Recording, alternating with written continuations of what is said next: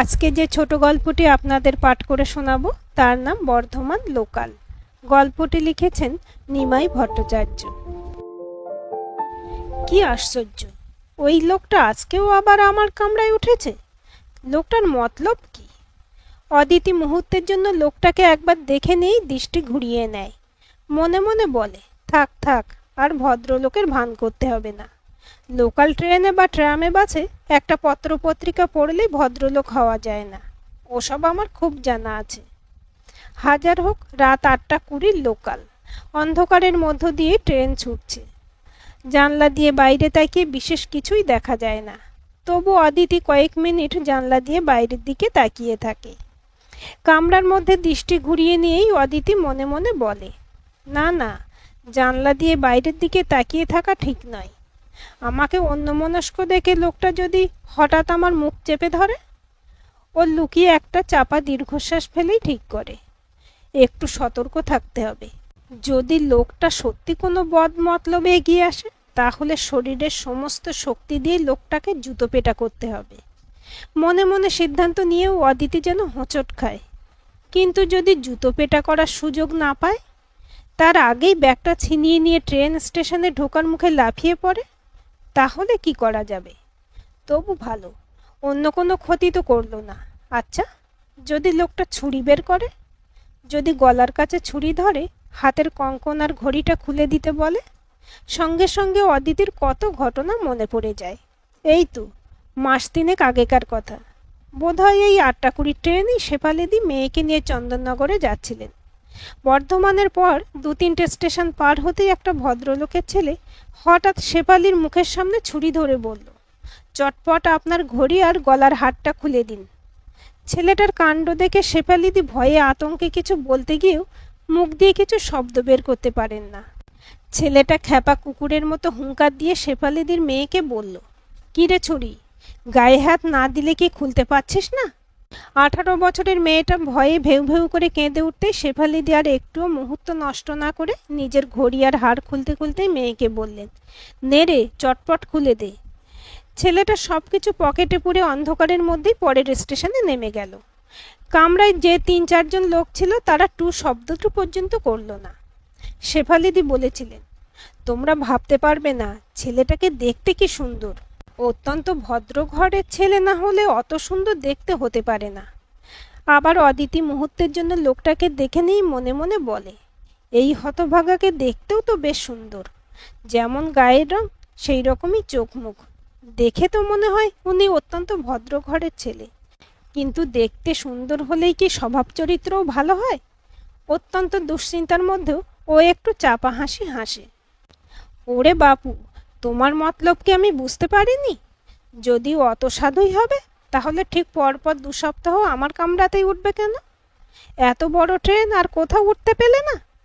দৃষ্টিটা কামরা চারপাশে ঘুরিয়ে নিতেই অদিতি দেখে সেই দুটো লোক এখনো ব্যাগ মাথায় দিয়ে ঘুমোচ্ছে। ভগবান জানেন ওরা কোথায় যাবে। তবে দেখে মনে হয় সারাদিন পরিশ্রম করে অত্যন্ত ক্লান্ত হয়েই ঘুমোচ্ছে। নির্ঘাত ছোটখাটো ব্যবসাদার। এই ধরনের রাতের ট্রেনে নিশ্চয়ই নিয়মিত যাতায়াত করে। তা না হলে অত নিশ্চিন্তে কি ঘুমানো যায়? হঠাৎ ট্রেনটা থামতেই ও জানলা দিয়ে বাইরের দিকে তাকায়। হা ভগবান, এতক্ষণে দেবীপুর এলো। আমি তো ভেবেছিলাম 5-7 মিনিটের মধ্যে ব্যান্ডেল আসবে। একজন বৃদ্ধ বৃদ্ধাই এই কামরায় উঠলেন। যাক, তাও ভালো। একবার মনে হলো ওদের জিজ্ঞেস করি, আপনারা কোথায় যাবেন? না না, কি দরকার? ওই হতভাগা ঠিক মনে করবে আমি ভয় পেয়েছি। ওকে কিছুতেই বুঝতে দেব না। আমি একটু চিন্তিত, আতঙ্কিত। কি আশ্চর্য, ওই বুড়ো বুড়ি পরের স্টেশন বইচিতেই নেমে গেল। আহা, কি দরকার ছিল এই 5-7 মিনিটের জন্য এই কামরায় ওঠার? রাগে দুঃখে দুশ্চিন্তায় অদিতি যেন নিজের উপরেই রাগ করে। খেয়ালই করে না কখন কোথায় ট্রেন থামছে। হঠাৎই অল্প বয়সে এক দম্পতি কামরায় উঠতেই অদিতির খেয়াল হলো পান্ডুয়া ছাড়ল। এদের পোশাক পরিচ্ছদ হাবভাব দেখে তো মনে হচ্ছে এরা গ্রামগঞ্জের লোক না, নিশ্চয়ই কলকাতায় যাবে। বোধহয় কোনো আত্মীয় স্বজনের বাড়িতে নেমন্তন্ন খেয়ে ফিরছে। যাক, ভালোই হলো। লোকটার বদমতলব থাকলেও ওদের সামনে বোধহয় কিছু করতে সাহস হবে না। কিন্তু ছুরি দেখে যদি ওরাও ভয় পায়? তবে ওরা দুজনে তো বেশ খানিকটা দূরে বসে আছে। ওদের দুজনকে আর আমাকে একসঙ্গে ছুরি দেখাতে পারবে না। ওদের সামনে ছুরি বের করলেই আমি অ্যালার্ম চেন, না না, তা তো হবে না। হতচ্ছাড়া রেল কোম্পানি বোধহয় লোকাল ট্রেনে অ্যালার্ম চেনের কারবারই তুলে দিয়েছে। তাহলে যা থাকে কপালে, আমি ঠিক ট্রেন থেকে লাফ দেব, তারপর যা হয় হোক। যে দুটো লোক এতক্ষণ ঘুমোচ্ছিল অঘরে, তারা হঠাৎই উঠে বসে একবার বাইরের দিকে দেখে নিয়ে চুপ করে বসে থাকে। পরের স্টেশনে ট্রেন থামতেই ওরা নেমে যায়। ৮-১০ মিনিট পরে মগরায় ওই দম্পতি নেমে যেতেই অদিতির মুখ শুকিয়ে যায়। মনে মনে ভগবানের নাম স্মরণ করলেও অজানা বিপদের চিন্তায় ও শিউরে ওঠে। এখন ওকে একা পেয়ে যদি লোকটা ওর গায়ে হাত দেয়, যদি ও সর্বনাশ করে। ওরা দুজন ছাড়া কামরায় আর কেউ নেই, বাধা দেবারও কেউ নেই, চক্ষু লজ্জারও কোনো ঝামেলা নেই। অদিতি ভেবে কুল কিনারা পায় না। লোকটাকে সাক্ষাৎ যমদূত মনে হয়। ওর মুখ দেখলে গা জ্বলে যাবে, কিন্তু তবু একবার ওর দিকে না তাকিয়েও পারে না। লোকটা বই পড়ছে। ওকে দেখে অদিতির হাসি পায়। মনে মনে বলে, তোমার ভণ্ডামিতে আমি ভুলছি না। তোমার যদি কোনো বদ মতলবই না থাকে, তাহলে আমাকে দেখে এই কামরায় উঠেছিলে কেন? এইসব আকাশ পাতাল ভাবতে ভাবতে ৮টা ২০ লোকাল ব্যান্ডেল বেরিয়ে গেল। দেখতে দেখতে হুগলি, চুচুড়া, চন্দননগরও চলে যায়। তারপর আরও কয়েকটা স্টেশন পার হয়ে শ্রীরামপুর, রিষড়া ছাড়তেই অদিতি স্বস্তির নিঃশ্বাস ফেলে। কোন্নগরে ট্রেন থামতেই অদিতি প্রায় লাফ দিয়ে নেমে যায়। ও প্ল্যাটফর্মে নেমে পিছন দিকে ফিরে দেখে ওই লোকটা ওর দিকে তাকিয়ে আছে। ৪ ভাই বোনের মধ্যে সবচাইতে বড় অদিতি। ও যখন বিয়ে পড়ে তখনই একদিন ওর মা বাবাকে বললেন, ছেলে মেয়েরা বড় হচ্ছে, বড় মেয়েকে যদি এমএ পড়াও তাহলে ৩-৪ বছরের মধ্যে ওর বিয়ে দিতে হবে। ততদিনে তো আর একটা মেয়ের বিয়ে চেষ্টা করতে হবে। তাই বলছিলাম এবছরের মধ্যে ঘরদোর পাকা করে নাও। সুখেন্দুবাবু চায়ের কাপে চুমুক দিয়ে একটু হেসে বললেন, পরশুদিনই অফিসে লোনের জন্য দরখাস্ত করেছি। পুরো বাড়িটাই শেষ করবে তো? হ্যাঁ হ্যাঁ, একবার যখন ধরবো তখন পুরোটাই শেষ করব। সুখেন্দুবাবু একটু থেমে স্ত্রীর দিকে তাকিয়ে বললেন, এই টিনের বাড়ি দেখলে কি কোনো ভালো পরিবারের ছেলে তোমার মেয়েদের বিয়ে করতে রাজি হবে? যাই হোক, সত্যি সত্যি মাসখানেকের মধ্যেই বাড়ি তৈরি শুরু হলো। সকাল বিকেল লরি বোঝাই ইট, বালি, সিমেন্ট, পাথর আসে। ১০-১২ জন মিস্ত্রি আর ৫-৬ জন সাকরেত সকাল থেকে সন্ধে পর্যন্ত কাজ করে। মাসখানেকের মধ্যেই জানালা দরজার ফ্রেম বসানো হয়ে গেল। কয়েকদিনের মধ্যেই বাথরুমে, পায়খানা সব সরঞ্জাম হাজির। ছাদ ঢালাইয়ের ঠিক দিন ১০ আগে সুখেন্দুবাবু স্ত্রীকে বললেন, যা ভেবেছিলাম তার চাইতে অনেক বেশি খরচ হয়ে গেল। এখন হাতে যা আছে তা দিয়ে ছাদ ঢালাই হবে না। তোমার হাতে একেবারেই কিছু নেই? আছে, কিন্তু ছাদ ঢালাইয়ের জন্য আরও ৭-৮ হাজার লাগবে। তার উপর দোতলার ঘর, বাথরুম ছাড়াও বাড়িটার একটা পাঁচিলও তো দিতে হবে। এখন কি হবে? কি আর হবে, পিএফ থেকে লোন নেব। সুখেন্দুবাবু একটু হেসে বলেন, একবার যখন শুরু করেছি তখন শেষ না করে ছাড়ছি না। ছাদ ঢালাই হতে না হতে দোতলার ঘর, বাথরুমের সব মাল মশলা, জিনিসপত্র এসে গেল। এবার সুখেন্দুবাবু বললেন, সামনের সপ্তাহে বাথরুমের কাজ শুরু হবে। তারপর একতলার প্লাস্টার আর রং টং হতে না হতেই দোতলার ঘরদোর তৈরি হয়ে যাবে। এভাবে বাড়ি তৈরি হচ্ছে দেখে সবাই খুশি। ঠিক ৩ দিন পর কারখানা লক আউট হয়ে গেল। সারা পরিবারের মাথায় যেন বজ্রাঘাত পড়ল। ওই কয়েকটা বছরের কথা মনে পড়লে এখনও ওরা সবাই শিউরে ওঠে। হাজার সমস্যার মধ্যেও অদিতি বিএ পাশ করে বিএড করলো। তারপর কন্যাগরেই একটা প্রাইমারি স্কুলে বছরখানেক চাকরি করার পর শেষ পর্যন্ত বর্ধমান শ্রী বিদ্যা মন্দিরে চাকরিটা জুটে গেল।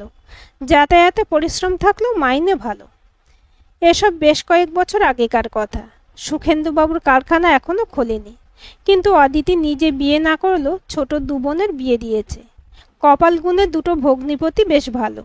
আরতির স্বামী সাধারণ গ্রাজুয়েট হলেও আইসিআইতে ভালো মাইনে পায়। আরতি স্কুলে চাকরি করে, প্রত্যেক মাসে মাকে সচারেক টাকা দেয়। ছোট ভগ্নিপতি কোল ইন্ডিয়ার ইঞ্জিনিয়ার, খুবই ভালো মাইনে পায়। তাই ছোট বোন নিজে কোনো কাজকর্ম না করলেও প্রত্যেক মাসে মাকে ২৫০ টাকা পাঠায়। ছোট ভাই বিএসসি পড়ছে। ওকে একটু দাঁড় করাতে পারলেই অদিতি একটু নিশ্চিন্ত হতে পারে। তাছাড়া দোতলায় ঘরদোর তৈরি না হলেও আরতির বিয়ের আগেই একতলার সব কাজ হয়ে যায়।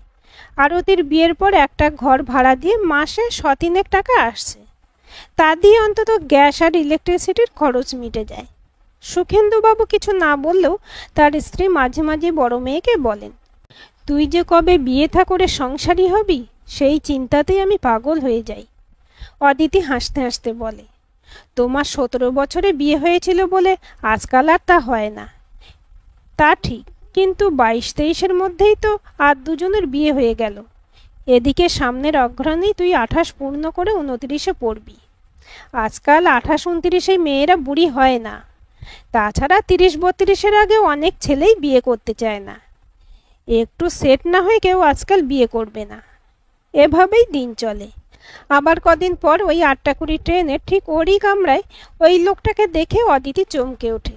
2-4 জন যাত্রী ওঠানামা করেন, কিন্তু কামরায় শুধু ওরা দুজনেই থাকে। অদিতি সতর্ক না থাকলেও সন্ত্রস্ত না হয়ে পারে না। আগের দিনের মতোই লোকটা সব সময় বইপত্র পড়ে। না, সেদিনও কোনো ঘটনা ঘটে না। অদিতির স্কুলের পর এক ছাত্রীর বাড়িতে কয়েকটি মেয়েকে পড়ায়, তাই 7:30টার ট্রেন ও কিছুতেই ধরতে পারে না। এই 8টা-20 ট্রেনেই ওর রোজ বাড়ি যায় এবং প্রত্যেক দিন গার্ডের ঠিক পাশের কামরায় বসে। না, অদিতি লোকটাকে রোজ দেখতে পায় না। আস্তে আস্তে খেয়াল করলো লোকটা সপ্তাহে 3 দিন যায়। তাছাড়া কয়েক মাস ধরে দেখার পর অদিতি মনে মনে স্বীকার করে, ছেলেটা চোর ডাকাত বা ছিনতাইবাজ নয়। যদি লোকটা খারাপ হতো তাহলে অনেক কিছুই করতে পারত। কম দিন তো সুযোগ পায়নি। তাছাড়া লোকটা শুধু পড়ে, আশপাশের লোকজন থাকলেও কারোর সঙ্গেই কোনো কথাবার্তা বলে না। আচ্ছা, ওই লোকটা কি বর্ধমানে কোনো কলেজে পড়ায়, নাকি বর্ধমানেই কোনো অফিসে চাকরি করে? এইভাবেই কটা মাস কেটে গেল। গরমের ছুটিতে স্কুল বন্ধ হবার পর বাড়িতে বসে বসে অদিতি ওই লোকটার কথা ভাবে। না ভেবে পারে না। কোনো কোনো দিন লোকটাকে দেখতেও ইচ্ছে করে। মাঝে মাঝে অদিতি নিজেই নিজেকে ধিক্কার দেয়, ছি ছি, একটা নিছক ভদ্রলোককে গুন্ডা বদমাইশ ভেবেছিলাম। মে মাসের একেবারে শেষের দিকে আবার স্কুল খোলে। অদিতি আবার আগের মতো 8টা-20 ট্রেনে ফিরতে শুরু করে। কিন্তু না, ওই লোকটাকে আর ট্রেনের কামরায় দেখতে পায় না। ও মনে মনে অস্বস্তি বোধ করে, বোধহয় একটু অসহায়ও বোধ করে। হাজার হোক, রাত্রে ট্রেনে কামরায় একজন ভদ্রলোক থাকলে অনেকটা নিশ্চিন্তে থাকা যায়। স্কুল খোলার পর 15-20 দিনের মধ্যে লোকটা দেখা না পেয়ে অদিতি যেন মনে মনে ছটপট করে। প্রত্যেক দিন কত প্রত্যাশা নিয়ে ট্রেন ধরতে এসে হতাশ হওয়া যেন আর সহ্য করতে পারে না। দেখতে দেখতে জুন মাসও শেষ হলো। কদিন বৃষ্টির পর সেদিন আকাশে এক টুকরো মেঘ নেই। রোদ্দুর ঝলমল করছে চারদিক। অত রৌদ্র দেখে অদিতি আর ছাতা নিয়ে বেরোয় না। স্কুল ছুটির পরও আকাশে বিশেষ মেঘ দেখে না। কিন্তু ছাত্রীদের পরিয়ে স্টেশনে রওনা হবার সময় দেখলো সারা আকাশ কালো মেঘে ভরে গেছে। মনে করে বেশি রাত্রির আগে বৃষ্টি হবে না। প্রতিদিনের অভ্যাস মতো শেষ কামরায় উঠেই অদিতি ওই লোকটাকে কোনার দিকে বসে থাকতে দেখেই একটু হাসে। হঠাৎ মনে হয় ওই লোকটার সামনের সিটে বসে জিজ্ঞেস করে, এতদিন দেখিনি যে। কিন্তু না, ও বেশ খানিকটা দূরেই বসে। আরও 2-4 জন যাত্রী উঠলেন। ট্রেন ছাড়ল, কিন্তু 2-1টা স্টেশন পার হতেই শুরু হলো তুমুল বৃষ্টি। সব জানালাগুলো ভালো ছিল না, তাই যাত্রীরা বাধ্য হয়েই কামরার একদিকে মাঝামাঝি এসে বসেন। ট্রেন এগিয়ে চলে, যাত্রীরা ওঠানামা করেন, কিন্তু বৃষ্টির বেগ আরও বাড়ে। ছাতা না আনার জন্য অদিতি মনে মনে অনুশোচনা করে। দেখতে দেখতে ট্রেন শ্রীরামপুরে এসে গেল। অদিতি শাড়ির আঁচল কোমরে গুঁজে নেয়, হাতের ব্যাগটা বগলের তলায় চেপে ধরে। এই ছাতাটা নিন। মুহূর্তের জন্য অদিতি বাইরের দিকে তাকিয়েছিল। দৃষ্টিটা ঘুরিয়ে আনতেই ওই লোকটাকে সামনে দেখে অবাক হয়ে যায়। ওই লোকটা আবার বলে, এই ছাতাটা রাখুন, না হলে একেবারে ভিজে যাবেন। কোনো মতে নিজেকে সামলে নিয়ে অদিতি বলে, না না, ছাতার দরকার নেই, আমি দৌড়ে রিকশায় উঠে যাব। ওই লোকটা একটু হেসে বলে, ট্রেন থেকে নামার সঙ্গে সঙ্গে একেবারে ভিজে যাবেন। আমি ছাতা নিলে আপনি কি করবেন? আমি পুরুষ মানুষ, আমি ভিজলে ক্ষতি নেই, কিন্তু কাপড় চোপড় ভিজে গেলে মেয়েদের অনেক অসুবিধে। তাছাড়া রাস্তাঘাটের লোকজন এমন বিশ্রীভাবে চেয়ে থাকে যে। অদিতি ওর হাত থেকে ছাতাটা নিতে নিতেই রিসরা পার হয়। ও উঠে দাঁড়িয়ে দরজার দিকে এগোতে এগোতে জিজ্ঞেস করে, ছাতাটা কবে ফেরত দেব? ওই লোকটা একটু হেসে জবাব দেয়, ছাতাটা ফেরত না দিলেও ক্ষতি নেই, তবে পরশুদিনই আবার দেখা হবে। সেদিন সারা রাত অদিতি বোধহয় শুধু স্বপ্ন দেখে। মাঝখানের দিনটাকে যেন অসহ্য মনে হয়। পরের দিন অদিতি অন্য দিনের তুলনায় একটু আগে স্টেশনে এসে শেষ কামরার এক কোনায় বসে। ট্রেন ছাড়ার মিনিট খানেক আগে ওকে উঠতে দেখে অদিতি বলে, এদিকে আসুন। পাশে না, ঠিক সামনে উনি বসতেই অদিতি ছাতাটা ফেরত দিয়ে বলে, সেদিন আপনি ছাতা না দিলে সত্যিই বিপদে পড়তাম। স্টেশনে একটা রিক্সাও ছিল না। সেই শুরু। তারপর এই রাত 8:20 লোকালে সপ্তাহে 3 দিন একসঙ্গে যেতে যেতে আলাপ পরিচয় ঘনিষ্ঠতা। সামনের রবিবার কি তুমি ব্যস্ত? অদিতি প্রশ্ন করে। কেন, কোনো দরকার আছে? বাবা মা প্রায় রোজই বলেন তোমাকে নিয়ে যেতে। অদিতি একটু থেমে বলে, রবিবার বিশেষ কোনো কাজ না থাকলে সকালের দিকে চলে এসো, সারাদিন একসঙ্গে কাটানো যাবে। হ্যাঁ, আসবো। রবিবার কোন নগরের নবগ্রামে অদিতিদের বাড়িতে পৌঁছতে পৌঁছতে প্রায় 12টা হয়ে গেল। ওকে দেখেই অদিতি জিজ্ঞেস করে, এত দেরি হলো? সকালে বাবা বললেন পিসিমাকে নিয়ে একবার ডাক্তারের কাছে যেতে হবে। কেন, পিসিমার আবার কি হলো? হাই প্রেশারের রুগী। কিন্তু পিসিমার মতো হাসি খুশি মানুষের তো হাই প্রেশার থাকা উচিত না? অদিতি একবার নিঃশ্বাস নিয়েই বলে, যাই হোক, তাই বলে এত দেরি? ডাক্তারের কাছ থেকে এসেই দেখি ছোট ভগ্নিপতি এসেছে। হাজার হোক, একেবারে নতুন জামাই, তাই। সুখেন্দুবাবু বারান্দায় দাঁড়িয়েই মেয়েকে বলে, ওকে ঘরে এনে বসতে দে, তারপর কথা বলিস। অদিতি ওকে নিয়ে কয়েক পে এগোতে ওর মা সামনে এসে দাঁড়ান। মা, এই হচ্ছে সার্থক। অদিতি খুশির হাসি লুকিয়ে বলে, থিসিস জমা দিয়ে দিয়েছে, সুতরাং কদিন পরেই উনি ডক্টর সার্থক চৌধুরী হয়ে যাবেন। অদিতির মা বলেন, এই ছেলে যদি ডক্টরেট না হয় তাহলে আর কে হবে?